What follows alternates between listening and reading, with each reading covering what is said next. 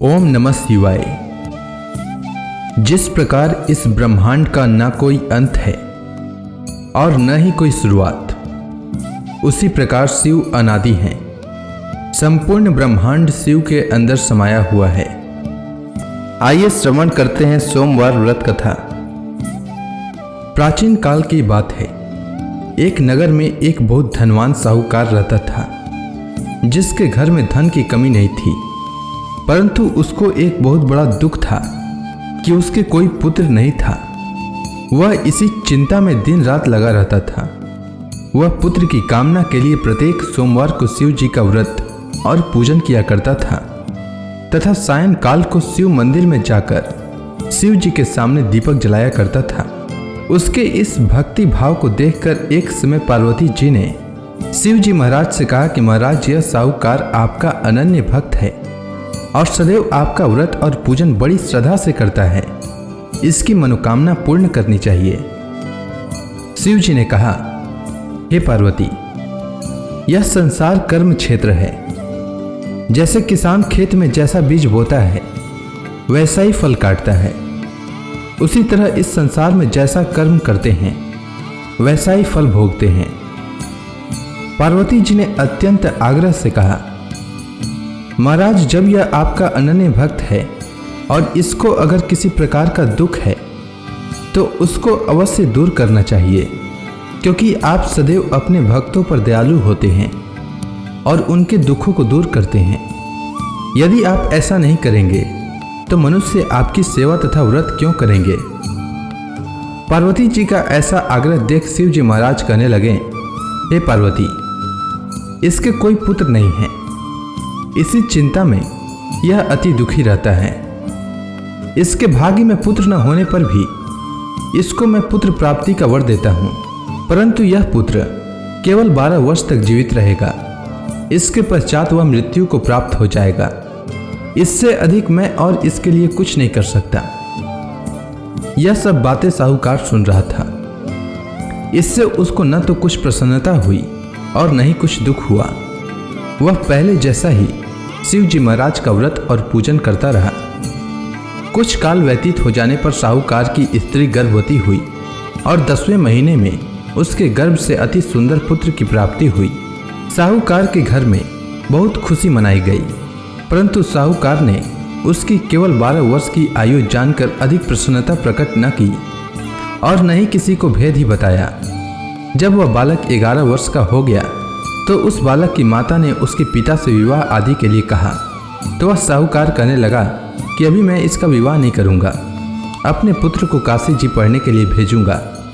फिर साहूकार ने अपने साले अर्थात बालक के मामा को बुला करके उसको बहुत सा धन देकर कहा, तुम मेरे बालक को काशी जी पढ़ने के लिए ले जाओ और रास्ते में जिस स्थान पर भी जाओ यज्ञ तथा ब्राह्मणों को भोजन कराते जाओ।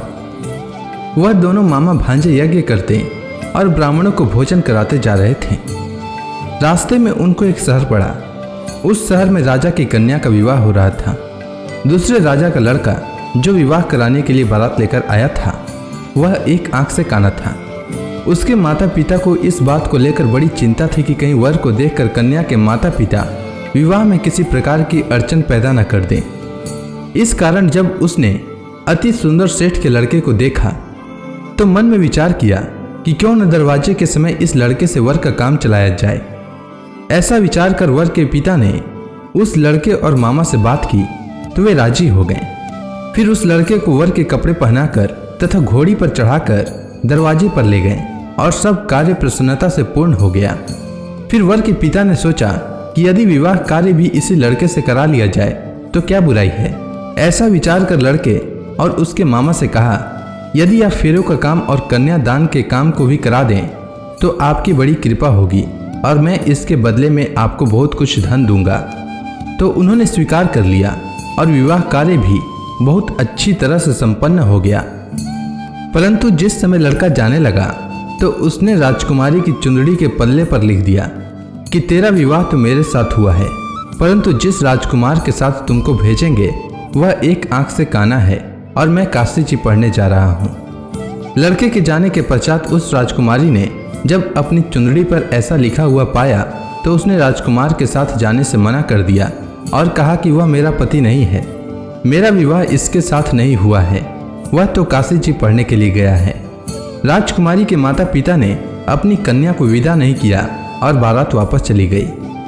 उधर सेठ का लड़का और उसका मामा काशी जी पहुंच गए। वहां जाकर उन्होंने यज्ञ करना और लड़के ने पढ़ना शुरू कर दिया। जब लड़के की आयु 12 वर्ष की हो गई तो उस दिन उन्होंने यज्ञ रचा रखा था कि लड़के ने अपने मामा से कहा कि मामा जी आज मेरी तबीयत कुछ ठीक नहीं है। तब मामा ने कहा कि अंदर जाओ और सो जाओ। लड़का अंदर जाकर सो गया और थोड़ी देर में उसके प्राण निकल गए।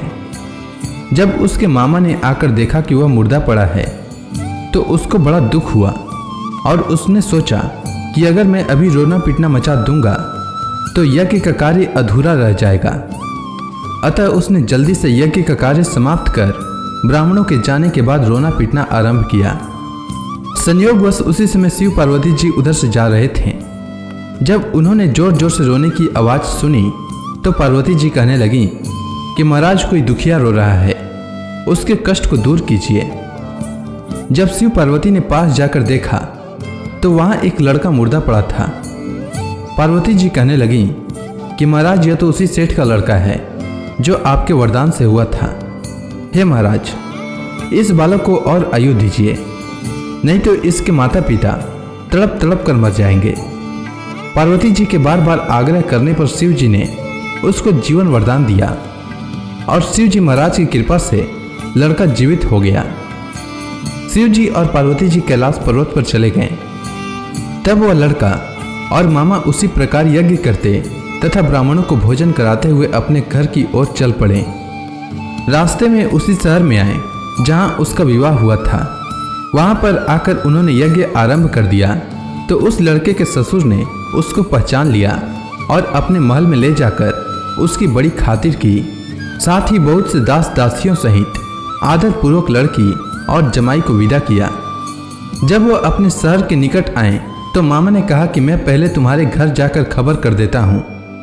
जब उस लड़के का मामा घर पहुंचा तो लड़के के माता पिता घर की छत पर बैठे थे और यह प्रण कर रखा था कि यदि हमारा पुत्र सकुशल लौट आया तो हम राजी खुशी नीचे आ जाएंगे, नहीं तो छत से गिरकर अपने प्राण खो देंगे।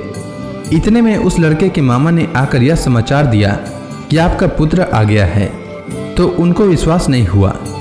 तब उसके मामा ने शपथ पूर्वक कहा कि आपका पुत्र अपनी स्त्री के साथ बहुत सारा धन लेकर आया है। तो सेठ ने आनंद के साथ उसका स्वागत किया और बड़ी प्रसन्नता के साथ रहने लगे। इसी प्रकार से जो कोई भी सोमवार के व्रत को धारण करता है अथवा इस कथा को पढ़ता या सुनता है उसकी समस्त मनोकामनाएं पूर्ण होती है। उम्मीद है आपको सोमवार व्रत की कथा अच्छी लगी होगी। अगर आपको यह वीडियो अच्छी लगी हो तो कमेंट सेक्शन में ओम नमः शिवाय लिखना न भूलें। धन्यवाद।